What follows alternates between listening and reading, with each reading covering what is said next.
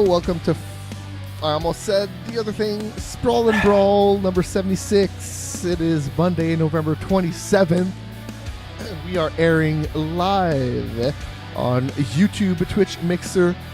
That's our channel, or that's our live places or live sites or whatever the hell they're called. Mega Switcher TV is our channel name, though, on those sites.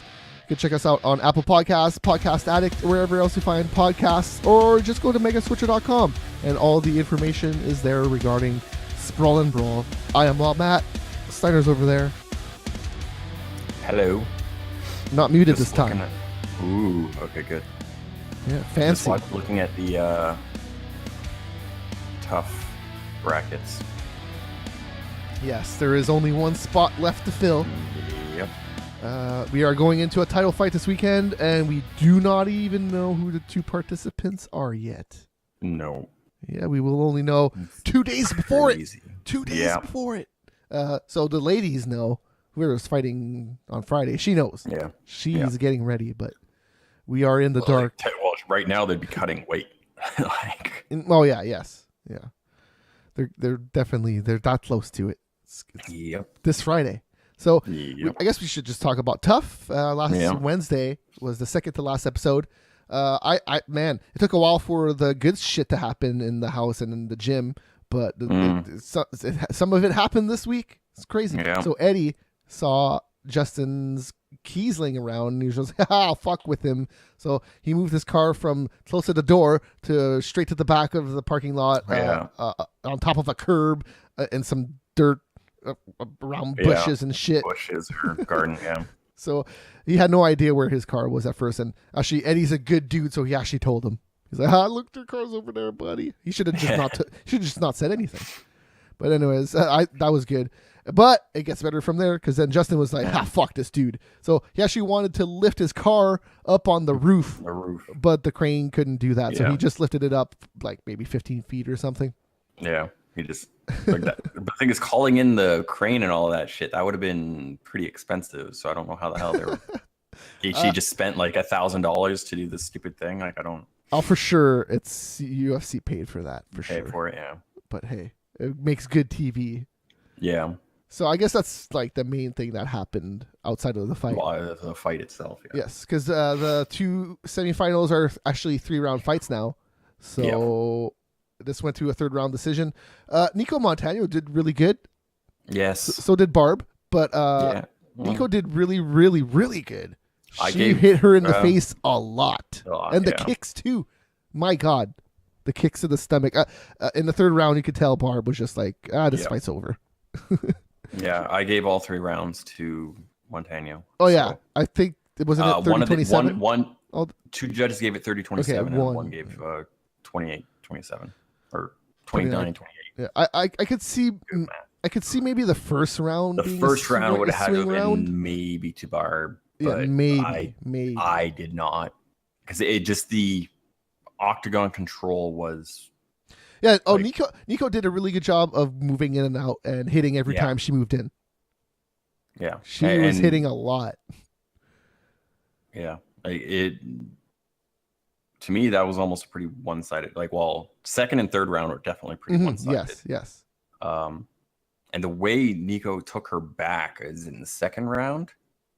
She threw a kick, Barb caught it, and she just like decided, okay, I'm going to take your back, and just jumps and hops on her back and starts trying to choke her out. I can't remember if that. I think it was the second round, but I'm not positive on that. But it was just really weird. It was a head kick. Barb caught it. And she just like on one leg just decides to jump up and take her back. I've never seen anything quite like that before. Mm-hmm. It was a good fight and a good episode. Yep. Probably the best episode of the season, maybe, if not for the coaches challenge one. Yeah, that's probably the best one. I'd definitely say it was the best fight. And again, the other shit I don't really care about too much. Mm-hmm. And the coach's chat, like Gaethje, was just weird in that. He can't swim, and he decided to like try to sprint a freaking. Well, I don't think he could have kept up with him either way. Yeah, I know, but it just was weird that he I can't swim with a ship, but I'm gonna go as fast as I fucking can. It was impressive that he could even do that the 1/3 of the way that he did it. Yeah. So yeah. Next episode is in 2 days, and then 2 days after that is the finale, which we'll talk about coming up. So in MMA news, so the Sydney show, which was headlined by We're Doom, did 815,000 viewers average, and then the show peaked at 987,000 viewers during the Alexander Volkanovski fight, which was the first one of the main card. So the reason that happened is football was before the UFC, and the prelims did the highest UFC numbers they did the whole year for this fucking awful card. But the prelims were actually the best thing of the whole card. So I watched the actual Sydney card, or like the main card. The main card. It's terrible. All of it was terrible, but the TV card was so good. It's so good. And actually, Lahat versus Labiano peaked at this was Bellator.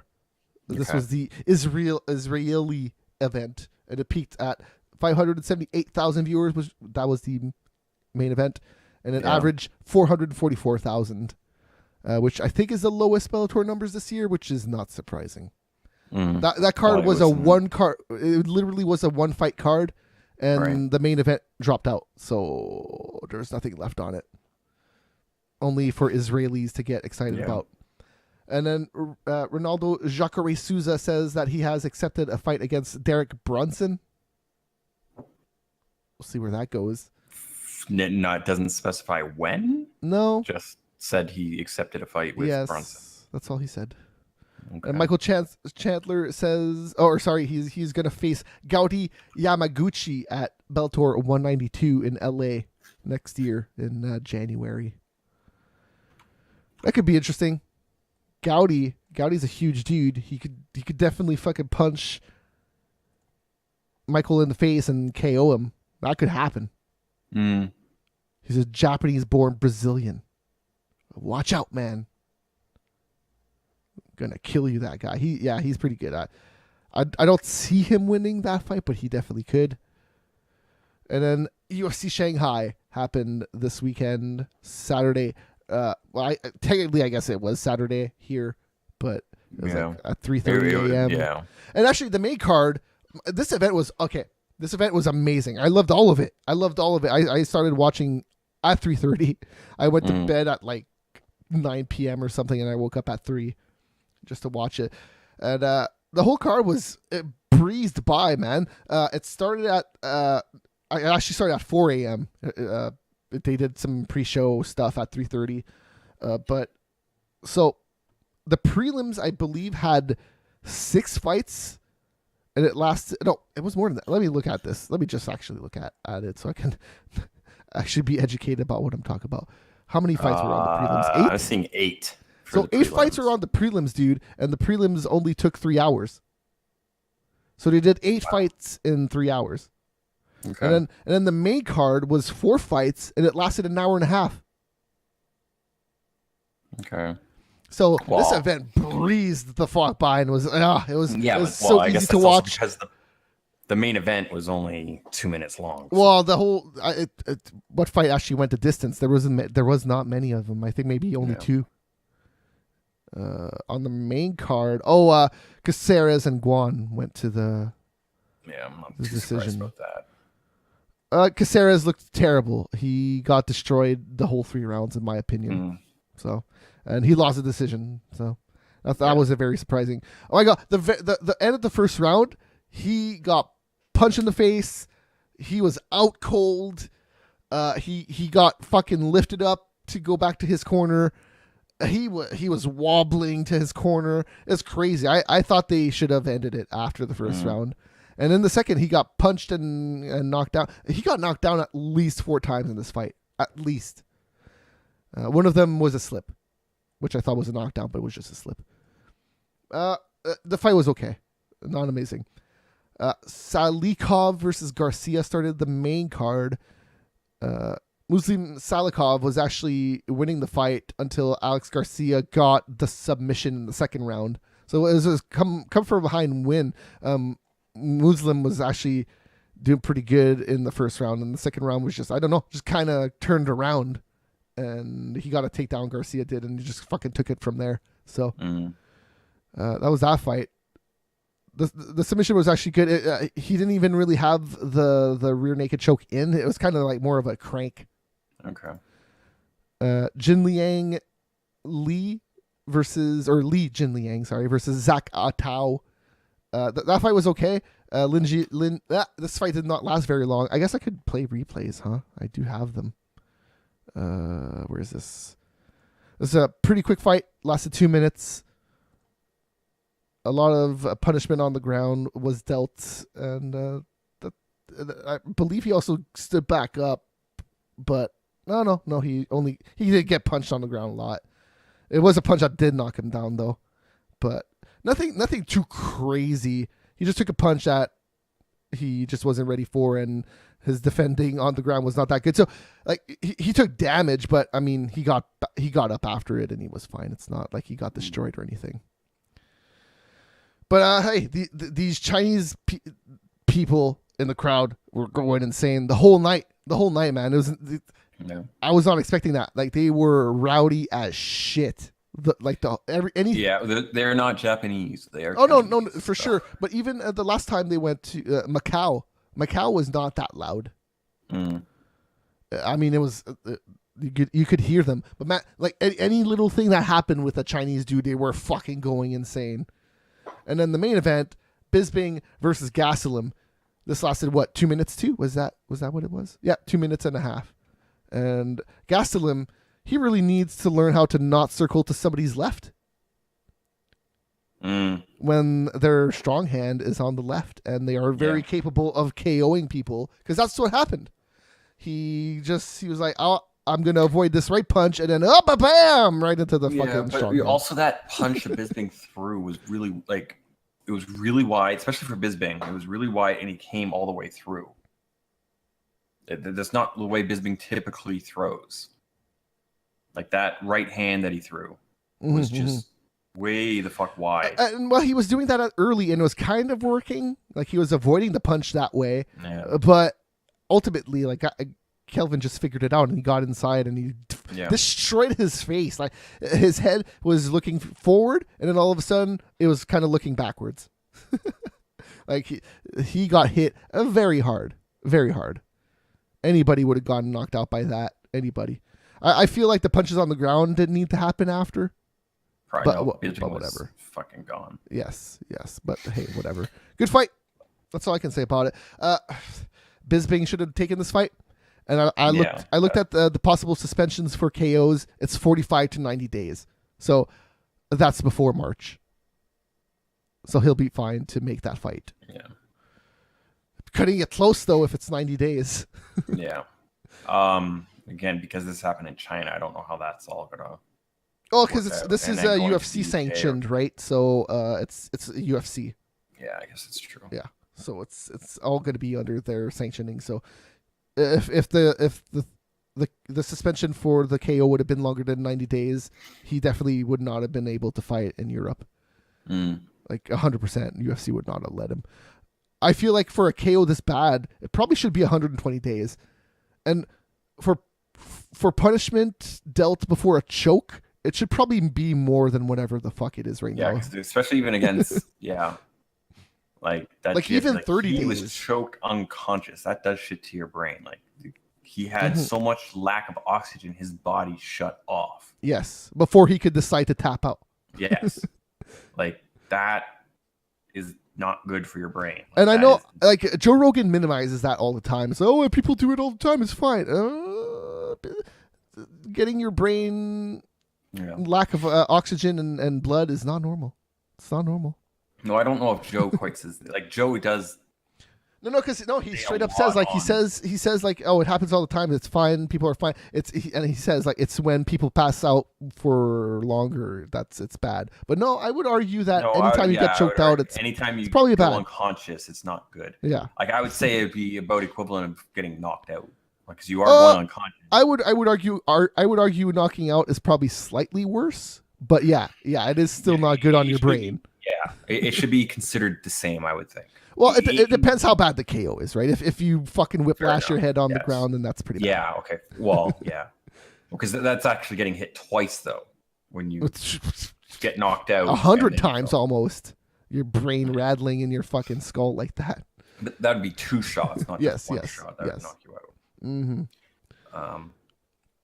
And then the prelims, what I can say about it, well, it started with a French dude versus a Chinese dude that took it on short notice. Cyril Asker versus Hu Yangzong, and it lasted 2 rounds. The Chinese dude actually did way better than I thought he would. In the first round, he did okay. He landed some punches, but he took a lot of damage in this fight, and he got choked out. I don't have anything else to say about that fight. And then the next fight was Rolando Dai versus Waluigi Burin, and Rolando Dai won. Cool. Another Chinese dude that lost. But this time it was against a Filipino, so I guess it was like, hey, cool, kind of Asia. Woo! And then it was a ladies' fight. Gina Mazzani versus Wu Yanan, another Chinese fighter.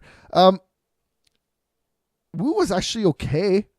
Out of all the Asian lady fighters that I've seen so far, I actually think she's the best one.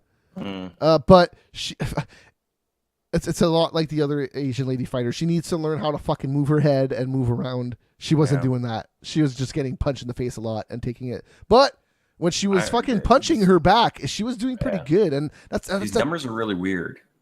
So there was 202 total strikes landed, and then only 38 of them were significant, though. She was landing a lot of jabs. Well, even a jab could be technically a significant strike. So but technically it's not. It's weird. Then the next fight was Chase Sherman versus Shamil Abdurakhimov.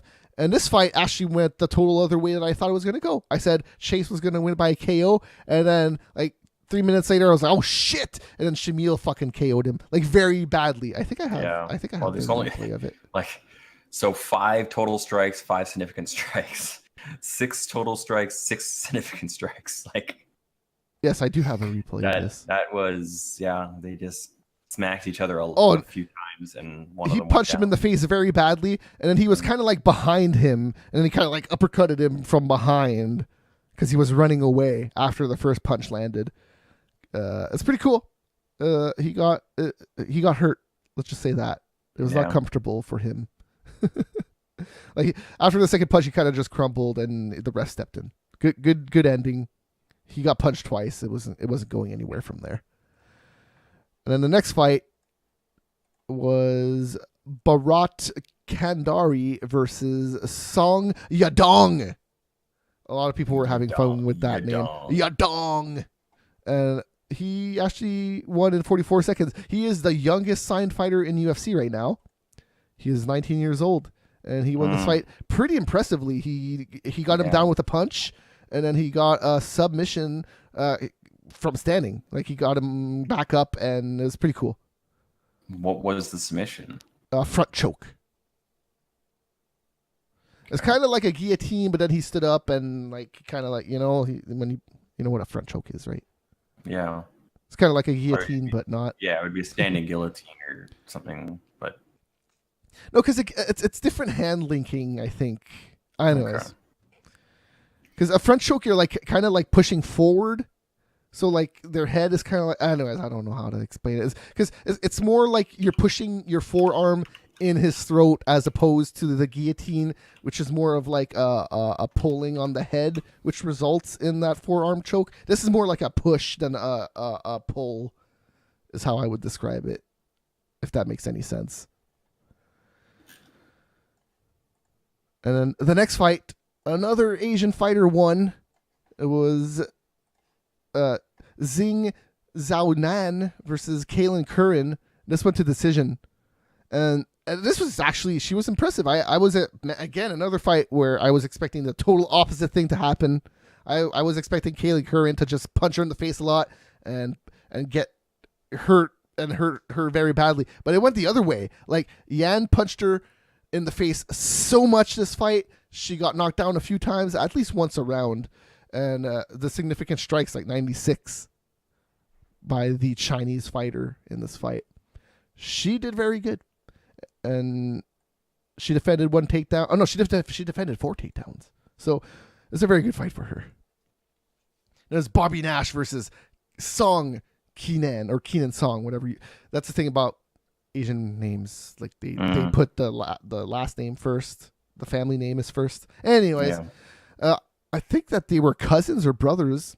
There was, I want to say they were brothers, because there was Song Yadong and Song Kenan. So another great victory by the Song guy here. TKO at the end of the first. Let's see. Is this the one? Did I get the? Oh no, I got the wrong one. I got the other song. Give me a second, because I also have a replay for this one. Where is it? There it is.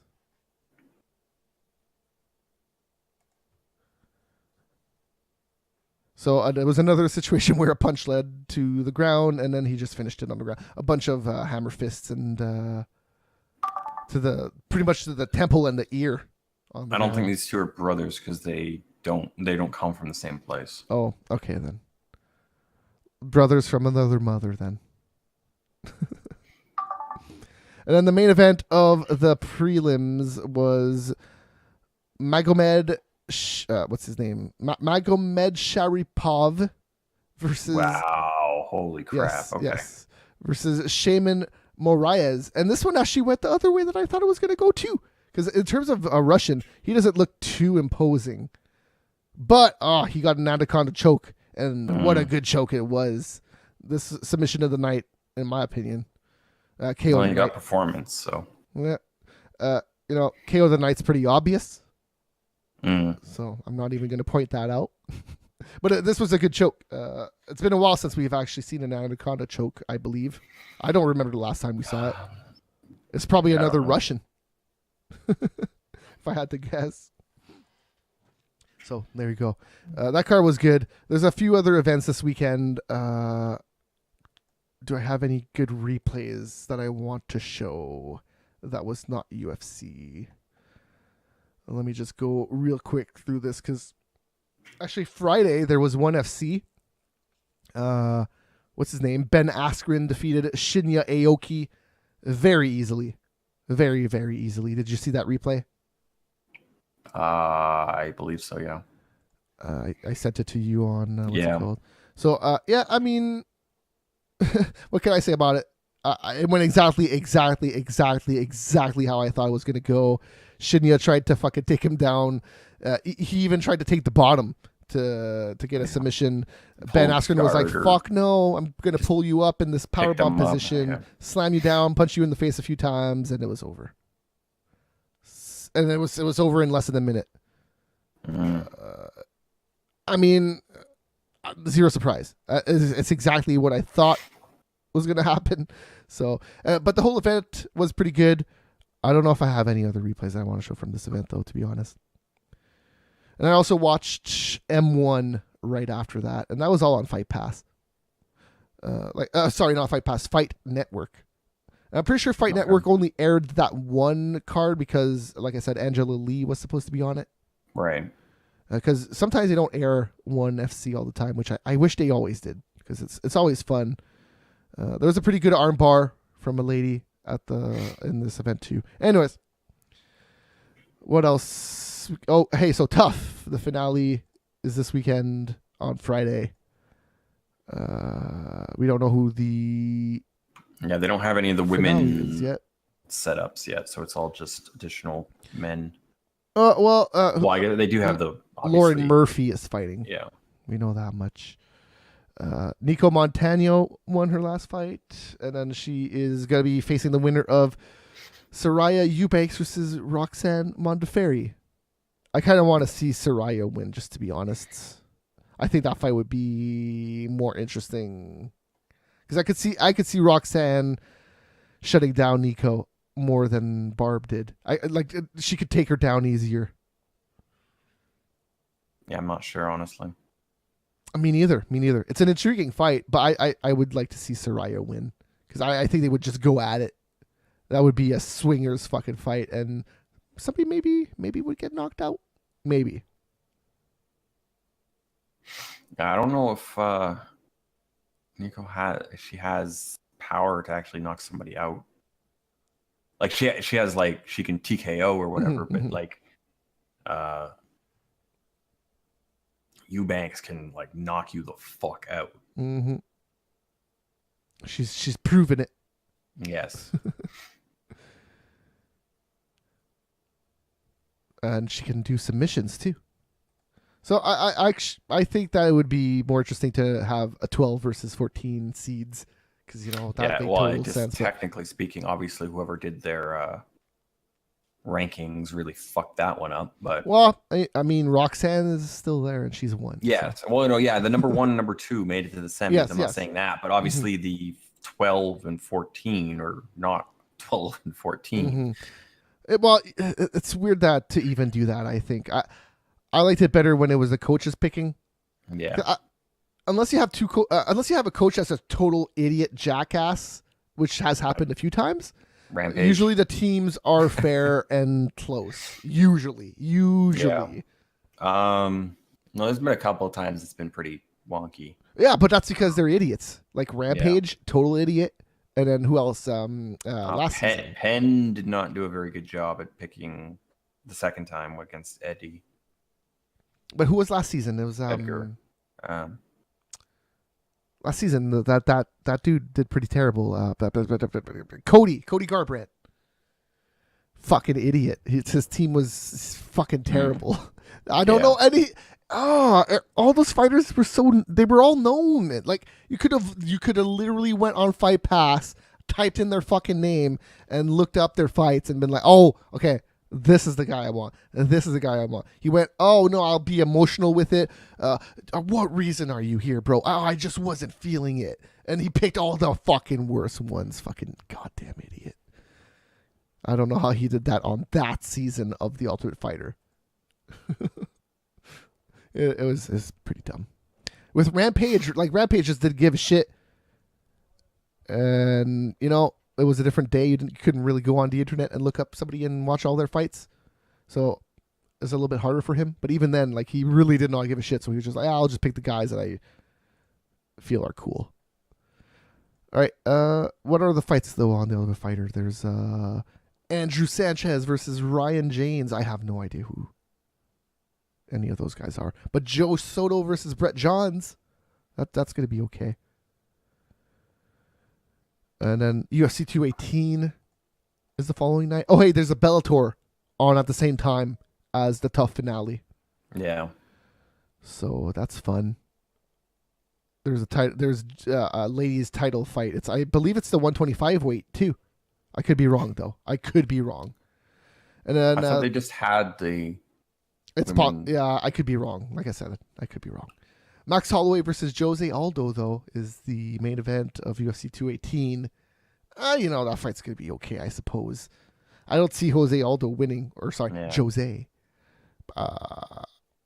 Yeah, I just don't see him winning. It's kind of like Bisping, I just don't see him winning. It's a pretty easy fight to pick. I can't see how you could pick Aldo in this fight. And then Alistair Overeem versus Ngannou. Yeah. That's going to be a good fight. That's going to be an interesting fight. Yeah. Because either way, Ngannou's going to be chasing him. He's going to be wanting to punch him. So Overeem's going to have to be on his heels. So it could be interesting. It could also be crap, but I expect it to be good. And Henry Cejudo versus Sergio Pettis. Finally, this fight is happening.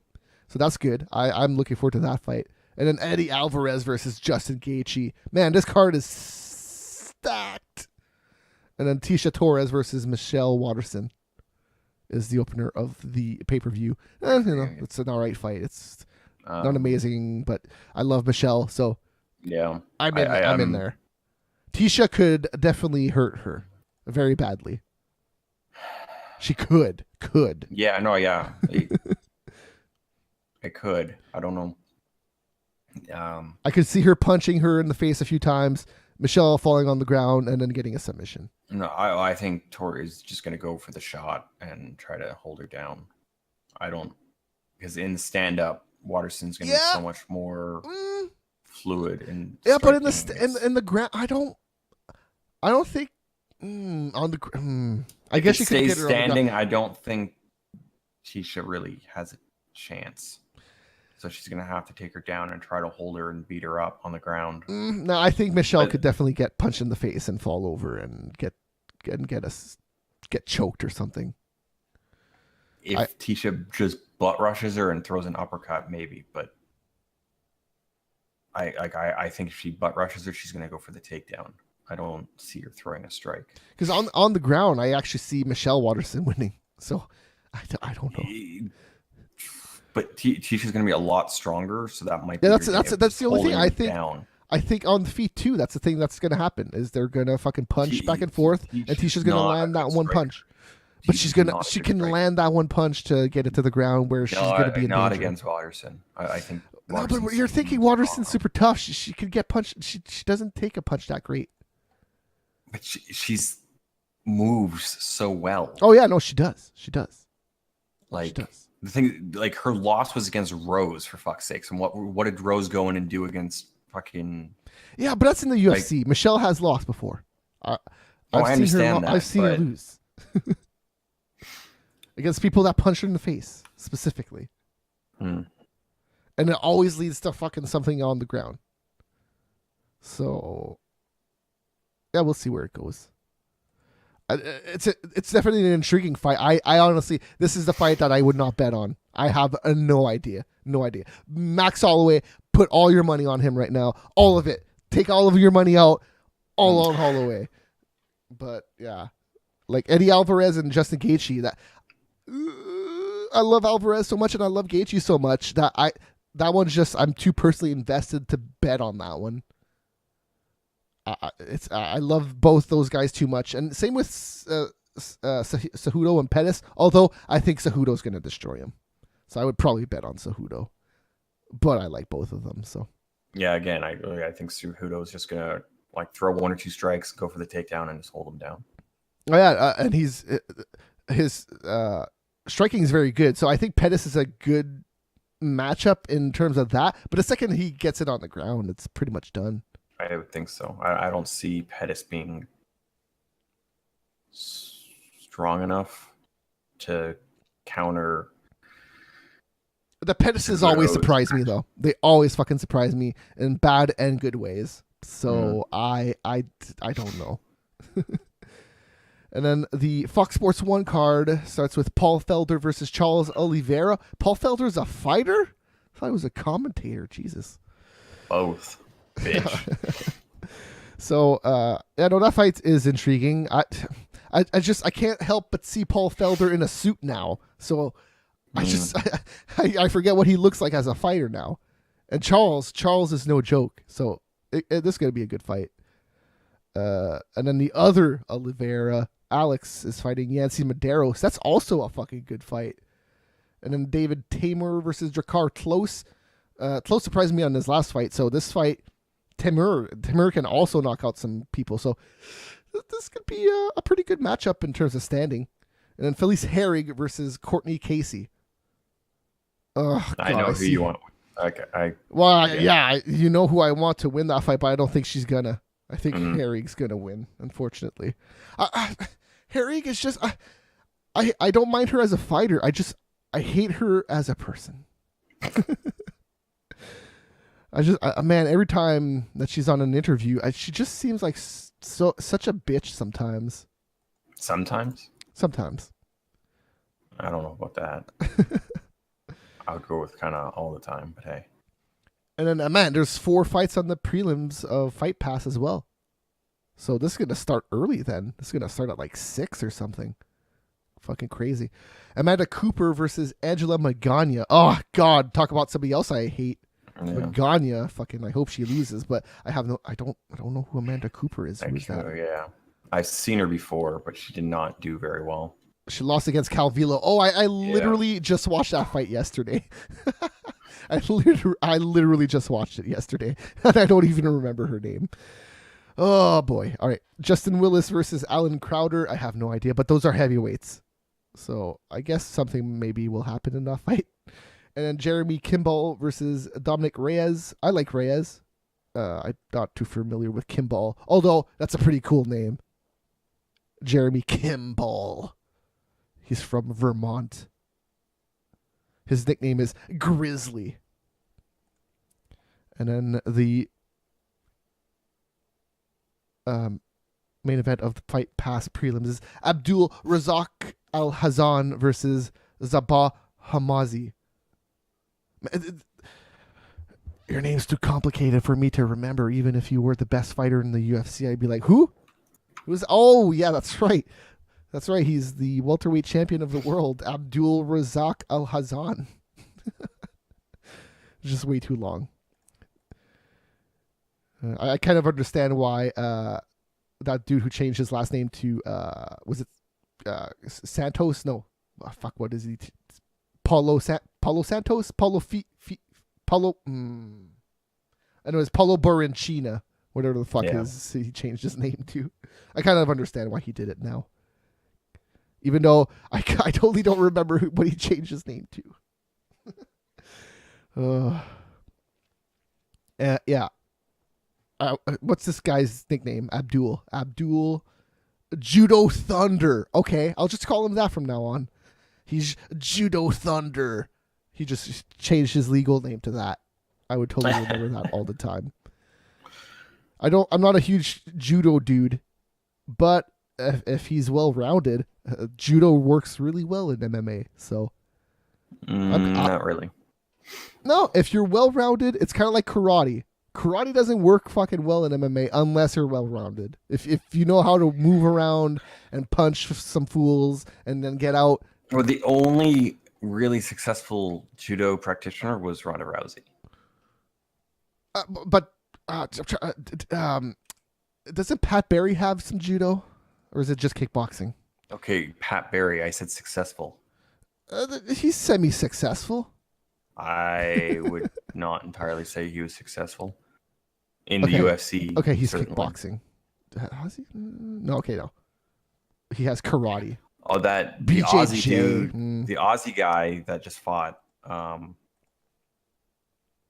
Nook. He's judo, but he doesn't use his judo all that much. Oh no, the only real application in MMA is if you're able to get a hip toss, it's a great move. And if you're able, like an arm bar is kind of judo, men's, they don't. Men's, you don't get the hip toss. Like it's just very rarely. Rousey was the only one to get that hip toss. It's possible though. That's possible. Sure, but like, we see a lot of chokes that don't happen often. Like a bulldog choke doesn't happen often, but it happens sometimes. It's just. I understand it's a fundamental that everyone kind of needs to understand, but in practicality, it does not. Well, that's the thing. Like, if you understand judo, you can defend that pretty easy. Yeah, defend, and that's what people use judo for, is for the defense of. Yes. So it's not. It's pretty useful to know overall. Is what that's all I was saying. I'm not saying like it's some elite skill, but it's like karate. Like it's useful to know, but it's not what you're gonna fucking do. Well, unless you're Wonder Boy, but yeah. Well, Wonder Boy, Connor, Machida. That's about it. All right. And then that's it. There's Bellator. The title fight is a featherweight fight for the ladies. It's Julia Budd versus Arlene Blanco. And then the co-main event is Chris Honeycutt versus Rafael Lovato Jr. That should be the main event. And then Chidi Njokuani, little Njokuani, is on this card against Hisaki Kato. And David Rickles is versus Adam Picoliti at a catchweight for some reason. 160. And then there's 3 prelims on Spike.com. Sam Cecilia is on the prelims against Marcos Galvao. That's interesting. I would have thought he would have been on the TV, but whatever. It's an alright card, actually. I might actually watch Bellator 189 instead of Tough. And then try to watch the women's fight at least. Because the Tough card, There's nothing. There's nothing. Yeah. Well, I think they're gonna fill it with a couple of the women's fight on the Fight Pass. Oh yeah, well they 100% have to. But yeah, I don't know. The setup fights for the finale do not look all that great.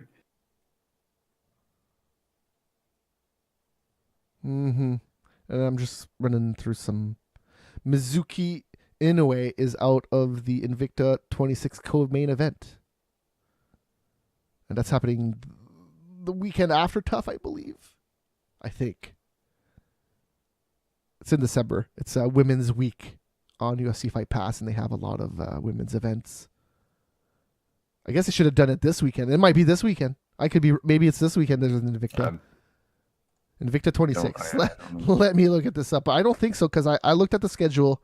I'm pretty sure it's the weekend after that. Invicta 26. Friday, December 8th. Yeah, so it's the weekend after. They have a bunch of women's events on Fight Pass. Anyways, that's it. I think they'll do it. I looked at MMA fighting. There's nothing really new except for that Invicta change. Well, Musasi thinks that McDonald looks like a mass murderer and needs to shut his mouth. Sorry, what was that? Musasi thinks that McDonald looks like a mass murderer. He's not saying anything new. We all knew this already. He does look like a mass murderer with a hot fucking girl. Jesus.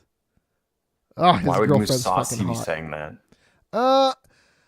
Because I guess a lot of people are expecting that matchup to happen. Gegard versus Rory. And I guess Gegard does not want that matchup at all. So I guess that's what sent him off to saying that shit. Yeah. It was on the MMA Hour last week. Yeah, no, I know he's mentioned shit like that before, but... And I guess he's also pissed that Rory said that Shlemenko won the fight against Gegard. Yes, I remember him saying that. I don't agree with Rory, but whatever. I would have said something different on my Twitter. As a fighter, I would have said Shlemenko maybe won that fight, but whatever. That's what I would have written instead of clearly won that fight, because it wasn't clear. It was not clear. That fight was an odd fight to judge, because if you look at his face, you're like, oh well, yeah, fuck yeah, he's done. He lost. No shit, fight's over. But that it was literally only one punch. You want to judge the whole fucking fight on one punch? I didn't see the fight, so I can't really say much. And then literally he fought the whole fight with one eye, and still won. Like how. I kind of see that as a victory too. I could definitely see it the other way, but dude was literally fighting with one eye and was doing better in the last two rounds. Anyways, I love Rory though. He's on my wall back there. I'm trying to point at him. There you go. Pick his nose. I'm replacing that poster in a week or two. Guess what I'm replacing it with? GSP? Yeah, but which one? The Bisbing and him? Yes. That's the most recent. That would make the most... Unless you want to go back 4 years and try to get a Condit one or something. If you go on eBay, actually, like the cheapest UFC posters are the older ones that aren't signed. So there... one of my favorite posters, I should have bought it, but I did not. It's Aldo versus Mendez? 2, I think. It's the animated one. It's the one that looks like a cartoon. That's the best UFC poster of all time. And you can go find that on eBay for like $50. It's not super expensive. But UFC 217 posters are fucking expensive right now. So do you know what I did? I custom printed it. Because you can just go get the JPEG online, and it's literally the same file that they use to print. Yeah, like how? But it is the same file, so it is 24 by 36 or 27 by 39. Is that what it is? I don't. Yeah, whatever that. Yeah. So I got that printed, but the only problem is Vistaprint only has bigger pages. So I'm going to have to cut it when it gets here. Yeah. So I hope I'm going to do a good job on that. Do you remember those things that they had at elementary school where you like you put paper and it's just like a big ass blade that came down on it. Those things were awesome. They also have slicers though. So you those are more new school, I find. I like back in the day, do you remember those things? You could fucking cut off somebody's arms with those things, man. Yeah, well, there's shit in movies with with that paper cutter that they rip them off and start using it as a machete on somebody. Yeah, those things were fucking amazing. I wish I had one. I wonder how much they cost nowadays. Because I doubt they still make them like that, specifically like out of metal and fucking sturdy as shit, and you could literally kill somebody with it. Could find. You could find an old one, but I doubt they still make them like that. Like 100%, there's for sure no one that makes them like that anymore. I miss being a kid in some ways. Because the internet is fucking amazing. I would have killed to have that when I was a kid. But in some ways, it's way better not to have the internet. It's way better. Discovering stuff without the internet was way better. Do you remember like having a VHS of a UFC event and you were just like, oh, holy fuck. I've never seen this before. And now you just go on fucking YouTube and you type UFC and you can watch whatever the hell you want. You know, it's just different. It's cool in different ways. Kids just don't understand nowadays. I'm not even 30 yet. Kids just don't get it, man. Had to walk uphill in snow both ways.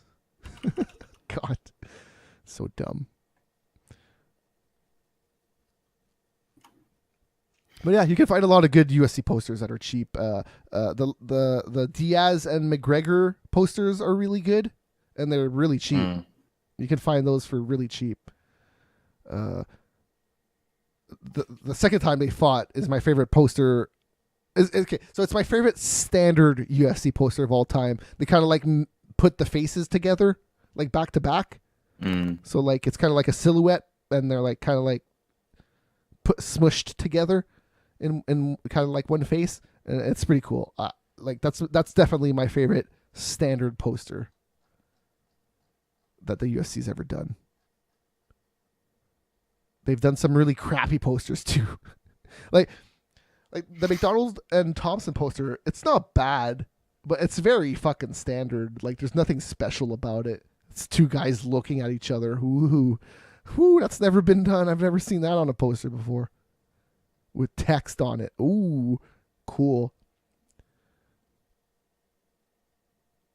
I feel like whenever they had GSP on the poster, they always put more work into it. Whenever they have Connor on the poster, they put a lot of work into it. Yeah. Well, I would assume, that would make sense. Even like a St. Pierre versus Penn 2 poster is just both of them looking at each other with title belts. But you can tell that they put a lot of work into actually getting that picture and making it look good. Because it's just a picture with text on it. Yeah. They didn't do anything to it, but it looks good. Yeah, UFC posters, man. They're so hit or miss. Especially lately, man. A lot of them suck. Oh, what about the Rumble versus Cormier 2? They Cormier do a lot of this little tiny dude. They do a lot of posters like that right now, dude. They did that. Yeah, they did that with Gastelum, and he won. Fucking killed him. I almost should get that poster now just to laugh at it. All right. Anyways, we'll see what Bisping does in Europe. He said after the fight, he said it takes a bigger shithead or dirt bag. No, what the fuck did he say? It takes a bigger dirt bag. No, I think he said shithead, but something like that. He said a bad word. He said it takes a bigger shithead than this guy to take me out of the UFC. So does that mean Yoel Romero? Who is a bigger shithead than fucking why did he even say that? Yeah. So he must mean somebody that he doesn't like. Right? And who does he not like? Yoel? Rockhold. But it's not going to be Rockhold. He's not fighting Rockhold again. So I just don't know who he's going to fight in Europe. I have no idea who. Wow. Yoel would be the best fight, but it's a losable fight. It's a very, very losable fight. There'd be highly likely he would lose that. So I know he doesn't want to go out on a loss. Yeah. So I don't know. I don't know what he's gonna do. But Yoel is definitely the fight that everybody wants to see. Like, everybody's so hyped about that fight. It's two dudes that just do not like each other, that want to kill each other. They've literally stepped on each other's flags. They've talked a bunch of shit. It's fucking get it on, man. In London, people are gonna hate him so much, man. Yoel's gonna be the most hated man. I guess Vitor could work. That's a fight he could win, I suppose. He's fought Vitor before, right? Yeah, he got knocked the fuck out. Yeah, okay. Because Vitor was on juice. Yes. Nope. TRT is not juice, okay? It's totally different. Okay. Dude, he doubled, or he tripled his testosterone level, man. That's close enough to juice as you can fucking get. Oh, yeah. Dude, what's his name? Marquardt pretty much did the same thing. Yeah. And the only reason he got kicked out is because he didn't let him know. That's literally the only difference, is that Vitor was like, hey, I'm on TRT. They're like, cool. And then Marquardt was just, he showed up and they're like, oh, wait, I'm on TRT, guys. Get the fuck out of here. Literally the only difference between the two of them. I kind of get it, but at the same time, he went on to Strikeforce, and I feel like he made Strikeforce better. But hey, whatever. I'm not the UFC. I ain't no expert. So yeah, I mean, there's some stuff that is happening this weekend. I'm excited about the pay-per-view card, but not much else, to be honest. There's not anything crazy happening this weekend. Is that your thoughts on this weekend? Pretty much. Yeah, because the original main event with Frankie Edgar was way more interesting to me. Yes. Not that I thought the fight was interesting to begin with, because I still think that Holloway would have won. But fucking this Aldo fight, I'm just zero hype. Zero. There's an Eddie Bravo Invitational this weekend on Sunday. So if you're into watching dudes roll around, you could do that on Sunday night. All right, there you go. We're rolling around with a bunch of people watching. Oh, yeah. Mm-hmm. On a mat that's elevated, so everybody gets a good view. A good view of the men rolling around. Good times. Something happened that was funny at the last Eddie Bravo, and I'm trying to remember. It involved, like, Bruce Buffer is the in-ring commentator. Yeah. It involved him. He did something funny. I just don't remember. Fuck, I would have to look that up. It was pretty funny. I remember laughing a lot. I was just like, haha, Bruce, you fucked up. But I just don't remember what it was. I know that he fucked up the ending on when he said an arm bar when it was clearly not even close to an arm bar. But, yeah. Anyways. I think it was a knee bar. He just got the ligament or the limb incorrect. Yes, the body part wrong. The knee is not the arm, dude. You're totally wrong. No, but fuck. It wasn't that. I know it was funnier than that. Anyways, we're here every Monday, talk about MMA. Next week we'll talk about how Aldo lost and other things. What's after Bellator or 118? What's the event after that? Next pay-per-view is Cyborg versus Holm. Okay, so that's the end of the year, but the free event after that is Swanson versus Ortega. Yeah. I'm looking at the card. Nothing. There's the main event. Yeah, the Swanson fight is dude. Look, there's Marlon Moraes versus Aljamain Sterling in the UFC Fight Pass prelims for Ortega versus Swanson. What the fuck? What the I would put that on a pay-per-view. That seems weird to me. Some of these UFC Fight Pass fights I would have put way higher. And then look at this. Jordan Mean versus Eric Silva is in the UFC Fight Pass of Robbie Lawler versus Rafael Dos Anjos. I would also put that fight higher. Huh. Okay, but this event is way better. Lawler versus Dos Anjos. there's some actual legit and you got fights. Lamis versus somebody. They still don't have a fight for that because some dropped out. Well, it was supposed to be Aldo. Yeah, okay. Yeah. Fair enough. So we'll see. And then the end of the year event, we're still waiting for a real pay-per-view main event for that pay-per-view. But yeah, see you guys. Bye.